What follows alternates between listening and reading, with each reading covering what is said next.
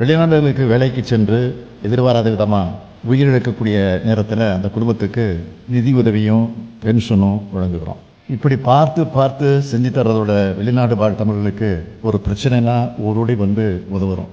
இதுக்கு சில எடுத்துக்காட்டுகளை நான் சொல்ல விரும்புகிறேன். உக்ரைன் நாட்டிலிருந்து 1524 மாணவர்கள், சூடானிலிருந்து 253 பேர், இஸ்ரேலிருந்து 123 பேர், வங்கதேசத்திலிருந்து 220 பேர், கம்போடியா, தாய்லாந்து, மியான்மர் ஆகிய நாடுகளிலிருந்து 119 பேரை மீட்டு வந்திருக்கிறோம். அது மட்டுமல்ல, இன்னும் சில நெகிழ்ச்சியான சம்பவங்களையும் உங்ககிட்ட நான் பகிர்ந்துக்க விரும்புகிறேன். காஞ்சிபுரத்தை சேர்ந்த மனோஜ் என்பவர் அமெரிக்காவிலிருந்து சென்னை வரும்போது அவருடைய குழந்தையின் பெயர் சந்தியா. சந்தியாவுக்கு நடுவானில் கடுமையான உடல்நலக்குறைவு ஏற்பட்டுச்சு. உடனே ஃப்ளைட்டை இஸ்தான்புல்ல லேண்ட் பண்ணிட்டாங்க.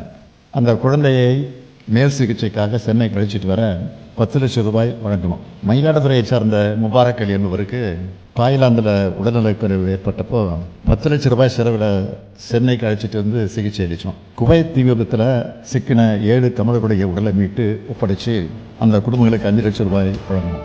2ஆம் உலகப் போரில் போர் கைதிகளாக இருந்து மறைந்த தமிழர் நினைவாக தாய்லாந்து நிடுகள் அமைக்க 10 லட்சம் ரூபாய் வழங்கியிருக்கிறோம். இதையெல்லாம் நான் குறிப்பிட்டு சொல்ல காரணம், தமிழ்நாட்டில் திராவிட மாடல் அரசும் உங்கள் முத்துவேல் கருணாநிதி ஸ்டாலினும் உங்களை ஆதரிக்க அரவணைக்க எப்பவும் எந்த நேரத்திலும் எந்த சூழ்நிலையிலும் இருப்போம்.